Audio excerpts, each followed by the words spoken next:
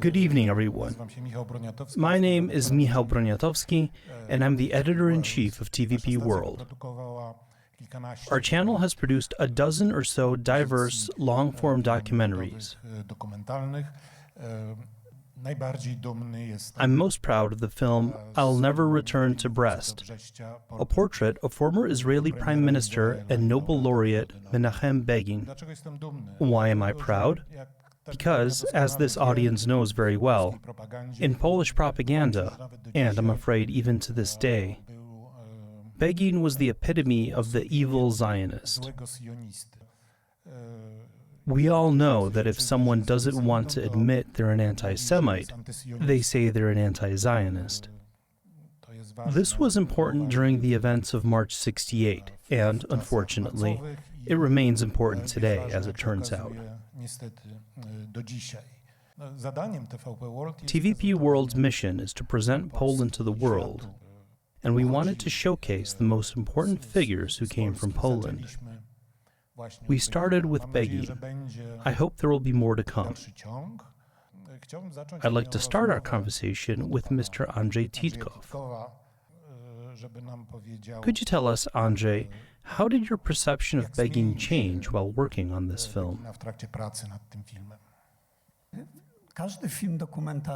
Every documentary film, perhaps every film in general, is a journey. It's an adventure. Perhaps a documentary even more so, because it involves grappling with a piece of history. At the beginning of last year, my knowledge of Begin was average at best. Of course, I've always been interested in history and certain issues, so I knew something, but not much. So making this film allowed me to get to know this figure and to deeper explore the country's history. The Polish episodes connected to the Second Polish Republic were most familiar to me, but everything else was quite new. What I want to convey with this film is something very personal. I read both of Menachem Begin's books. White Nights was published in Polish, so I read it in Polish. And the other, The Revolt, is in English. The second one captivated me less, as it was purely political. White Nights, however, is an extraordinary book. Through it, I got to know the man. This subject matter isn't foreign to me either. I knew a lot about that inhuman land and the evil empire, but this is a slightly different testimony, and I think some observations he makes in the book don't just concern his own story. They are reflections on Russia, what Russia is like. These observations are incredibly wise, accurate, and I would say particularly relevant today, so to speak. Nothing has changed there. As I said, it was a wonderful adventure through which I got to know this man as much as possible through the people who knew him. One more digression about Zionism. For me, Zionism is very much associated with 1968. That year was very important for me, and I was also a victim of what happened then. But that's not what I wanted to talk about. Zionism was a concept somewhat foreign to me, because in '68, it was a caricature, wasn't it? Going back to my Jewish ancestors, I'm talking about people I didn't know personally. However, I was also interested in history. In fact, I made a documentary titled Family Album, which told the story of my great-grandmother, Franciszka Allenstein. So, my Jewish ancestors, whom I knew of, were as far from Zionism as possible. They were classic assimilationists. Although there was one exception. Franciszka Allenstein's brother, Emil Meyerson, who was a French scholar, an epistemologist, and also a Knight of the Legion of Honor, a man whose scholarly works were favorably reviewed by the likes of Bergson and Einstein. He consistently wrote to his sister Franciszka in wonderful, beautiful, pure Polish that he didn't feel like, or rather, that he was not a Zionist. And yet, this same man was invited to collaborate by Baron Edmund Rothschild and worked for him for almost 25 years at the Jewish Colonization Association, where he was director of the Europe and Asia Minor section. So, in short, for over 20 years, he was doing quite pure Zionist work. It's good you brought up Zionism, about which we know little beyond various epithets and concepts that have little to do with reality. Was Zionism an ideology of liberation, or, as propaganda would have it, an ideology of hatred? Indeed, the Zionist movement was, in many respects, a national liberation movement. It bears such hallmarks. Until 1948, when the State of Israel was established, Zionism aimed to liberate the Jewish people from the Russian Empire, the Ottoman Empire, and finally, the British Empire. And so, after the liberation of this nation, when the state was founded, much like among post-colonial countries in general, socialism also prevailed in Israel, and in the social dimension, collectivism was paramount. As I say, this was similar in other post-colonial countries around the world, but that's how it looks when we observe it from the outside. Ale tak to wygląda, gdy patrzymy jakby z zewnętrza. Patrząc Looking from within Zionism, it's more an ideology of destiny. The point is that it is indeed a national liberation movement, but one must add the Hebrew concept of Geulah, meaning redemption or salvation. Zionism originally emerged among rabbis in the first half of the 19th century. One of the first was Rabbi Yehuda Bibas from Gibraltar, who also lived in Corfu. Bibas began traveling around Europe to spread his conviction that it was time to return to Israel.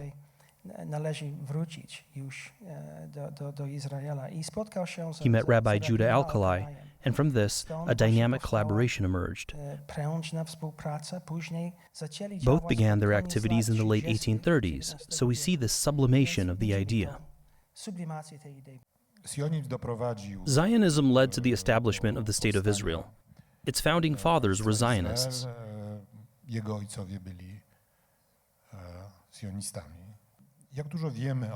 How much do we know about how important Poland was to Begin, and did this also influence the kind of prime minister he later became? Czy miało to wpływ również na to, jakim potem był premierem na przykład? Menachem Begin już jako izraelski polityk odwoływał się do As an Israeli politician, Menachem Begin often mentioned Poland. It was important to him. It might not have been a constant leitmotif in his public speeches, but he did invoke Poland in various contexts.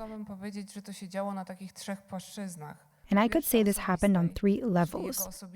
First, the personal level, his personal experiences. What he went through sometimes became the subject of his public speeches. He was indeed a very modest person and didn't talk much about himself, but he did mention, for example, the education he received at the University of Warsaw in the context of 1968, when he expressed solidarity with Polish students at the university from the Knesset Rostrum. He, of course, spoke about the Holocaust, about his family and loved ones being murdered. He mentioned it often, during anniversaries, when opening the Hall of Names at Yad Vashem, and earlier in the 1950s, when he protested against German reparations or compensation, and also against establishing relations between Israel and West Germany. He also recalled these memories. They certainly, to put it colloquially, sat with him. The second level, and I think this is a very important theme, Begin was a great admirer of Polish literature and culture. In general, he was a man who loved to read books.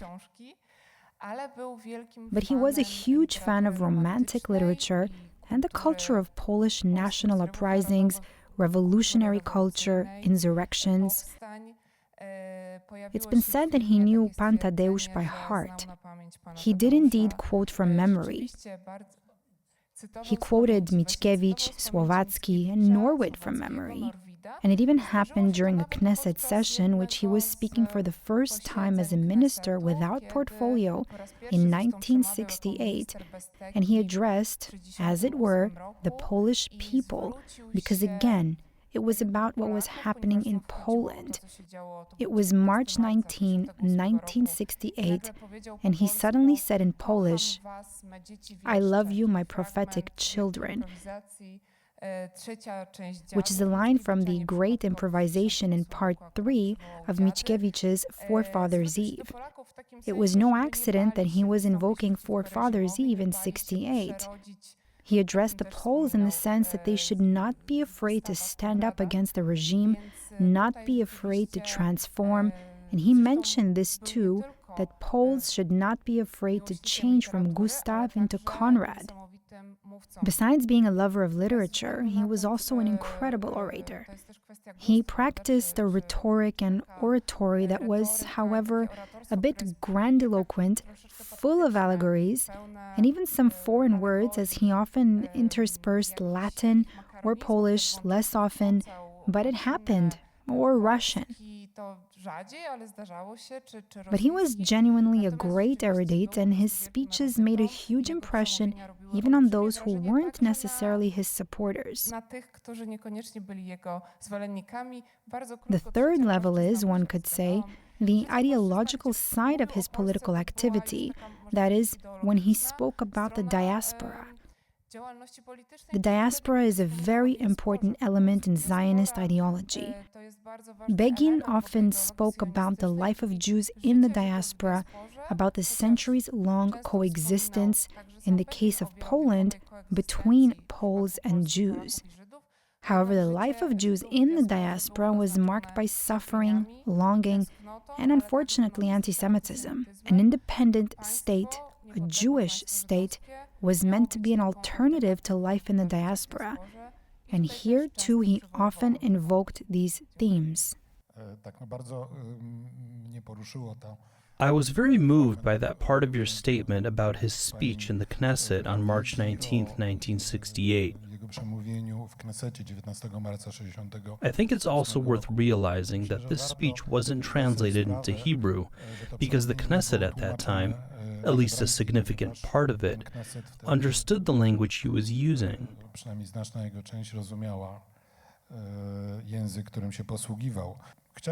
I wanted to ask Mr. Philip Steele about other Polish fathers of the State of Israel.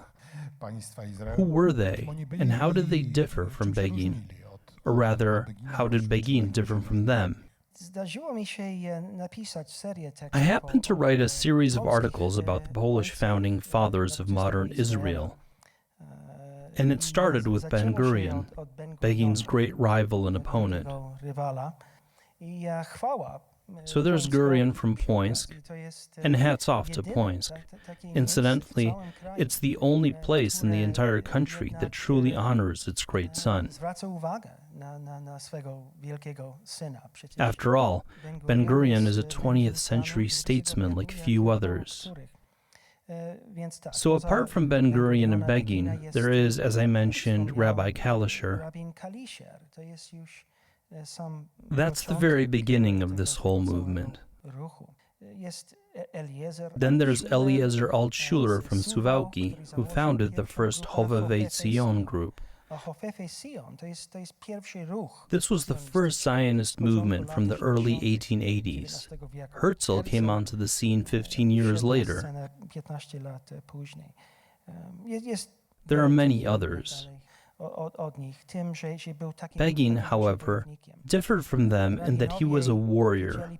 The rabbis, including David Gordon from Elk, saw positive signs that the world was changing, that politics were different, favoring the pursuit of statehood in Eretz Israel. Begin acted on different motives. He saw what anti-Semitism in Europe was becoming, and he wanted to save his people.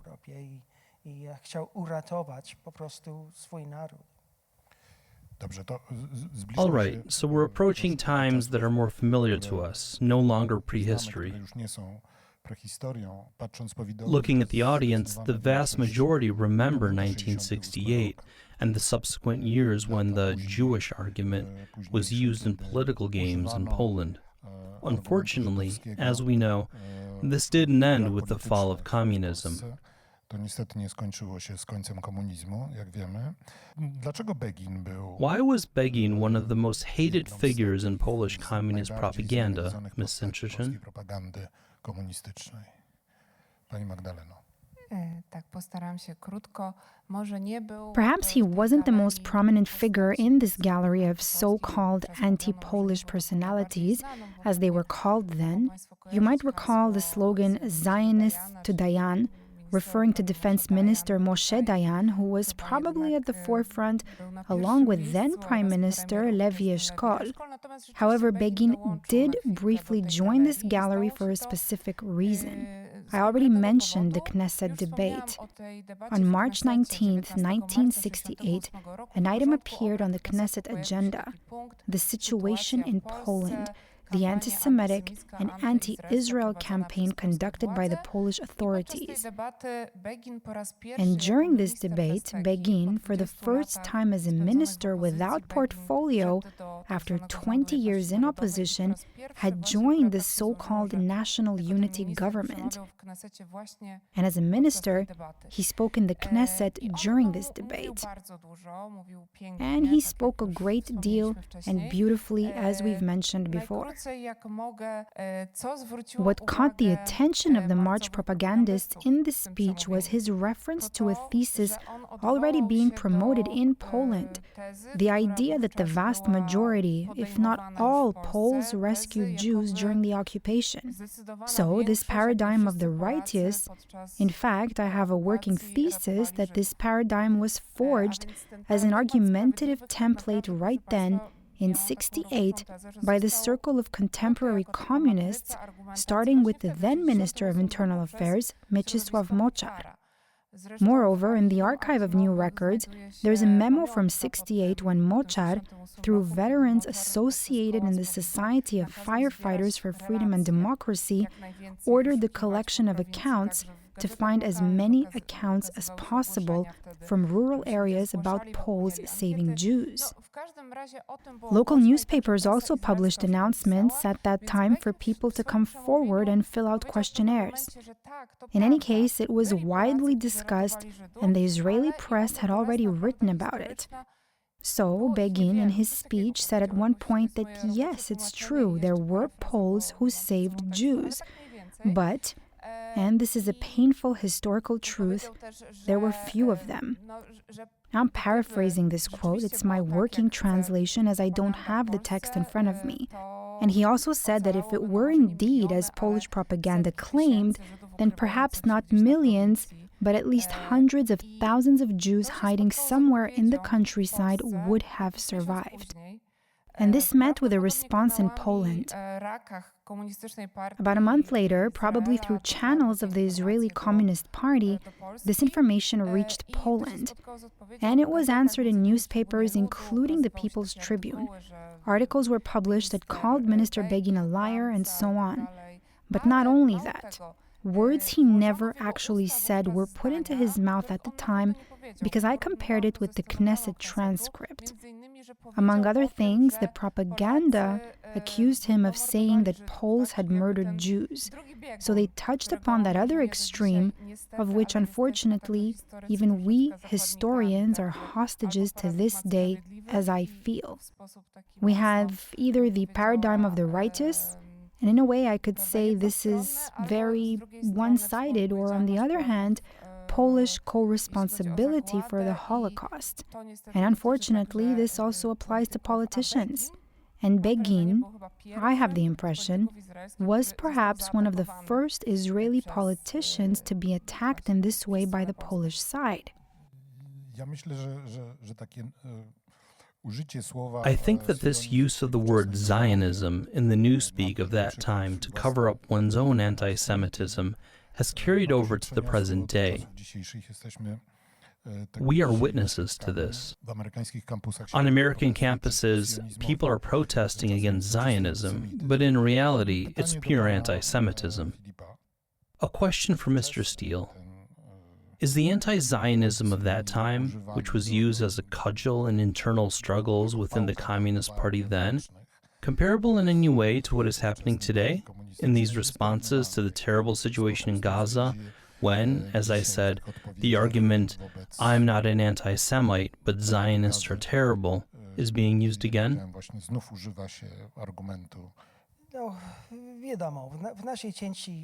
Well, it's known that in our part of Europe, if we're being honest, we know that the term anti-Zionism itself was coined in the Soviet Union and was immediately adopted here in Poland, especially in the context of March 68, as we've discussed. So we know it's a cover. The facts of the matter are unequivocal, and I'll give you just a couple of examples. Right after October 7th, 2023, when Hamas attacked Israel, within 5 or 6 weeks, the UN General Assembly prepared 8 resolutions condemning Israel and none condemning Hamas. In all of 2023, even before the Hamas attack, the same General Assembly issued 14 resolutions condemning Israel and 7 against the rest of the world combined. So the disproportion here is clear. I've been writing about this for several years in Polish and English. Unfortunately, with the tragedy of this scale, we finally see that the worst anti-Semitism, which is anti-Zionism, is the domain of the left. In Poland, there are activist circles that ostensibly work to combat anti-Semitism, but they still seem to think that it's about the anti-Semitism of the brown shirts. Yes, of course, we have to condemn the brown shirts and fight them, and so on. But in the discourse, especially in Israel, they don't pose an existential threat to Israel. However, the woke left, as it's called, is an existential threat in the sense that it strives to delegitimize Israel on the world stage. So this is where the problem truly lies.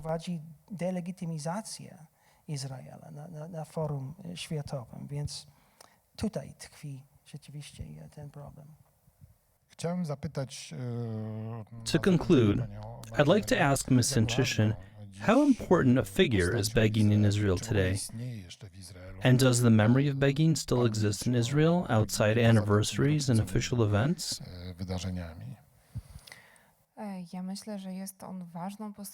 I think he's an important figure referred to even today not only by politicians, and not just politicians in Likud, of which Begin was the founder, but by the political class in Israel in general, and not only them. The Menachem Begin Heritage Center is very popular, and its 25th anniversary is being celebrated in Israel now.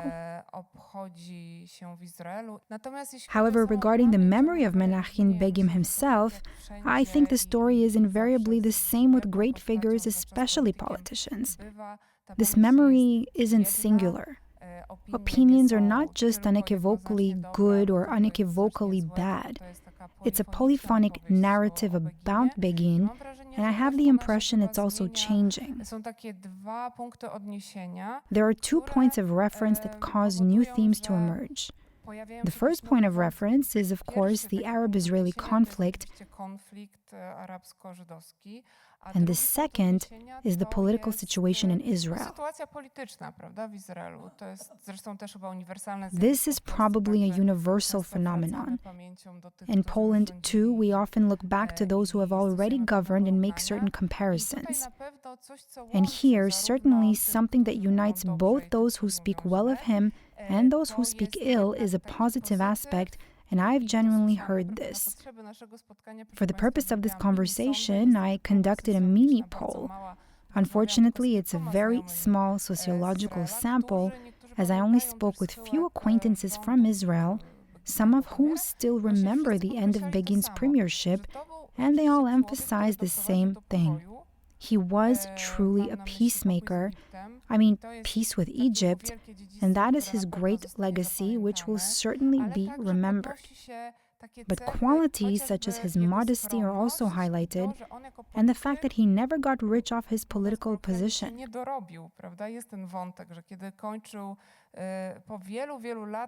It's often mentioned that when he finished his work after many, many years on the political stage, he didn't even own an apartment.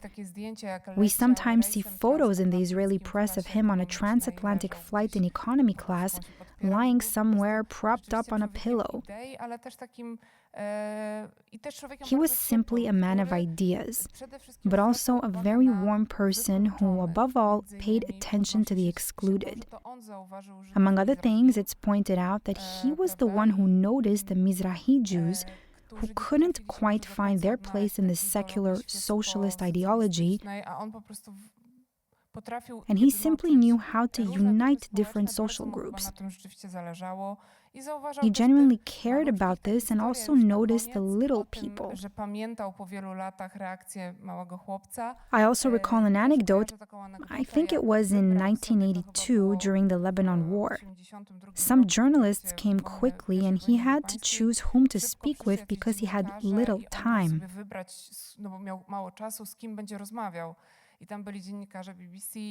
Now, there were BBC journalists, some famous figures, and he pointed to a young boy, a teenager, leaning against a wall from some Israeli youth newspaper, saying he would talk to him, that he would devote the interview to him. So these are endearing and very warm memories which, as I say, charm Israelis regardless of their political preferences. In this context, I'd also like to draw attention to a moment in the film where an old soldier, a battle-hardened airman, has tears in his eyes as he speaks about Begin's kindness.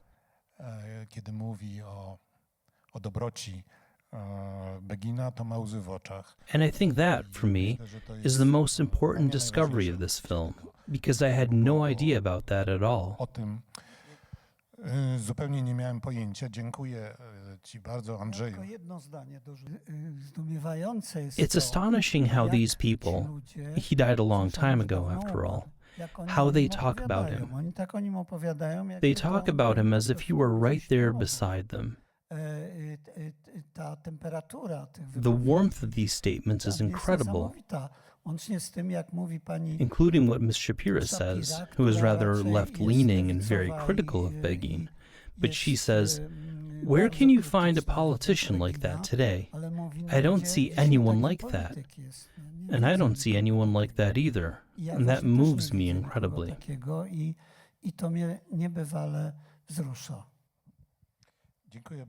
Thank you very much. Thank you to the director, and thank you to our guests, Ms. Magdalena Semczyszyn and Mr. Philip Steele, for sharing their vast knowledge with us. And I encourage everyone to tune in to TVP World. Michał Broniatowski,